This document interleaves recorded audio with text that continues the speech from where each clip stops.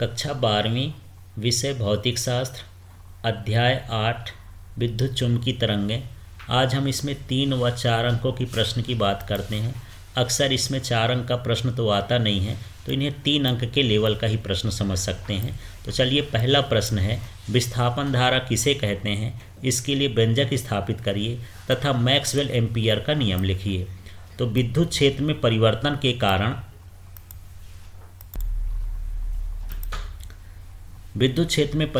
के कारण निर्मात में उत्पन्न धारा को विस्थापन धारा कहते हैं। अब विस्थापन धारा के लिए व्यंजक है, तो इसको हम देख लेते हैं। यहाँ पर ये जो बना हुआ एक संधारित्र है, तो यहाँ पर एक लाइन ये खींच लेना है, एक लाइन ये खींच लेना है। यहाँ पर ये इस प्लेट में प्लस प्लस बना देना, इस प्लेट में माइनस माइनस बना देना है, और इस तरह से एक लूप बना देना, एक घेरा बना देना है। यही घेरा जो है विस्थापन धारा को बताता है। तो चलिए यहाँ पर देख लेते हैं, इस चित्र के बारे में लिखते हैं थोड़ा सा। तो माना एक समांतर प्लेट संधारित्र है जिसके प्लेटों का क्षेत्रफल a है, आवेश q हो गया, पृष्ठीय आवेश घनत्व सिग्मा इक्वल टू q/a है। तो पृष्ठ के लंबवत विद्युत क्षेत्र E है। अब यहाँ विद्युत क्षेत्र जो प्लेटों का होता है वो होता है E बराबर सिग्मा/ε0। तो ये लिख दिए। अब E बराबर सिग्मा का मान क्या होता है? q/a, तो q/a लिख दिए। इसके बाद यहाँ विद्युत फ्लक्स है, तो विद्युत फ्लक्स लिख दिए। अब विद्युत फ्लक्स का जो सूत्र होता है phi equal to E into A होता है, विद्युत क्षेत्र गुणे क्षेत्रफल।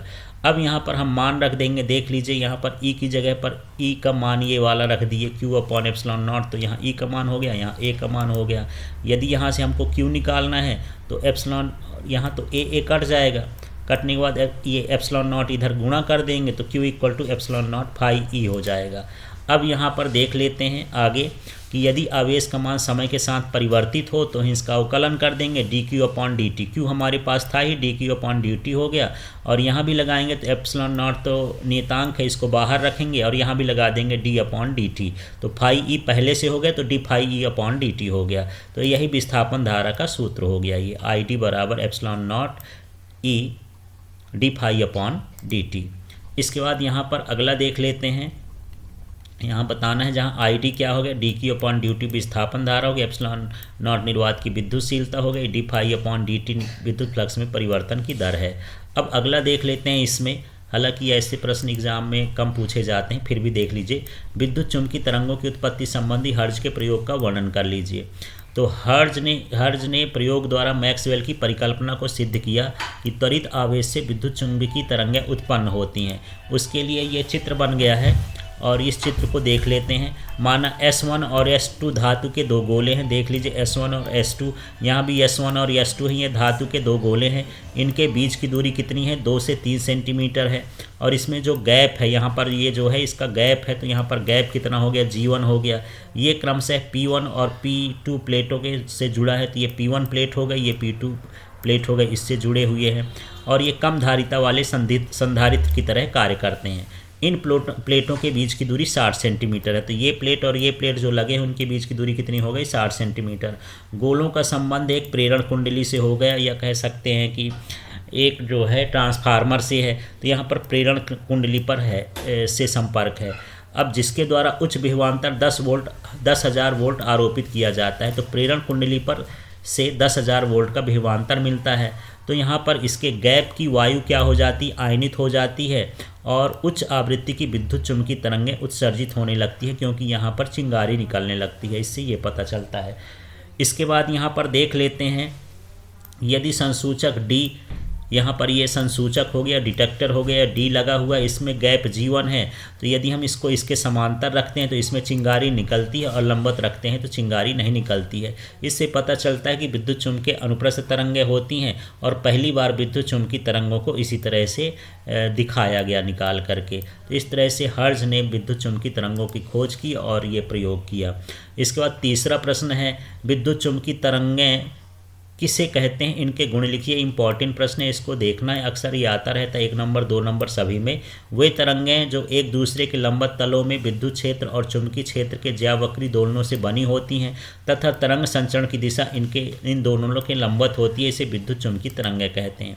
और ये विद्युत चुम्बकीय तरंगों के लिए चित्र है, जहाँ ये विद्युत क्षेत्र हो गया, ये चुम्बकीय क्षेत्र हो गया, और ये तरंग संचरण की दिशा हो गई। ये परस्पर लंबवत होते हैं। यदि बड़े प्रश्न 3 नंबर में आता है तो आप चित्र बना दीजिएगा, 2 नंबर में आता है तो आप परिभाषा लिख के गुण लिख सकते हैं, गुण पूछेगा तो ये त्वरित आवेशों से उत्पन्न होती हैं। इनकी चाल प्रकाश की चाल के बराबर होती है। ये सीधी रेखा में गमन करती हैं। तरंगें ऊर्जा का स्थानांतरण करती हैं। इन तरंगों में रेखीय संवेग होता है। ये तरंगें अनुप्रस्थ होती हैं। इन तरंगों में कोई आवेश नहीं होता है। इस तरह से इसके गुण हैं। इसके आगे भी गुण देख लेते हैं। ये विद्युत क्षेत्र और चुंबकीय क्षेत्र से विक्षेपित नहीं होती हैं क्योंकि उदासीन होते हैं। विद्युत क्षेत्र और चुंबकीय क्षेत्र के दोलन समान कला में होते हैं। ये निर्वात में भी गमन कर सकती हैं, अर्थात तरंग संचरण के लिए भौतिक माध्यम की आवश्यकता नहीं होती है। इसका जो अंतिम प्रश्न है इसको भी देख लेते हैं। ये अलग अलग भी पूछा जा सकता है। तो यहाँ पर माइक्रो या सूक्ष्म तरंगें किसे कहते हैं, इनके गुण लिखिए। ये भी इंपॉर्टेंट क्वेश्चन है। तो वे विद्युत चुंबकीय तरंगें जिनकी तरंगदैर्ध्य 1 मिलीमीटर से लेकर के 100 मिलीमीटर तक होती है सूक्ष्म तरंगें कहलाती हैं।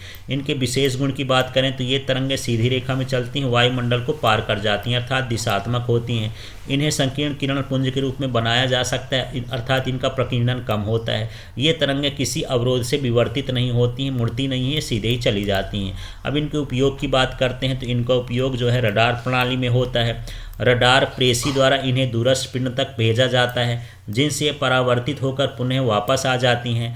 आने जाने का समय ज्ञात करके पिंड की दूरी ज्ञात की जा सकती है, क्योंकि इनकी चाल 3 × 10⁸ मीटर प्रति सेकंड होती है।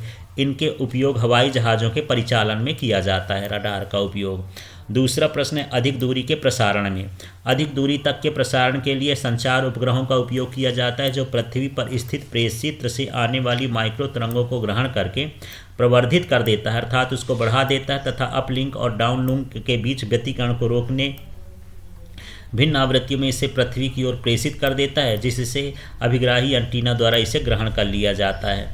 अब हम इसमें तीसरा देख लेते हैं माइक्रोवेव ओवन। तो ये सूक्ष्म तरंगों की आवृत्ति गीगाहर्ट्ज के परास की होती है, जो जल के अणुओं के कंपन आवृत्ति के तुल्य होती है, जिससे अनुनाद उत्पन्न होता है और जल के अणुओं में आंतरिक गतिज ऊर्जा में वृद्धि हो जाती है, जिससे जल युक्त भोजन का ताप क्या हो जाता है, बढ़ जाता है और पक जाता है। इस तरह से यहाँ पर जो सूक्ष्म तरंगों के उपयोग हैं ये हैं। तो यहाँ पर यदि 2 नंबर में आए तो डिटेल करने की जरूरत नहीं है, सीधे लिख सकते हैं रडार प्रणाली में, अधिक दूरी के प्रसारण में, माइक्रोवेव ओवन में। Thank you.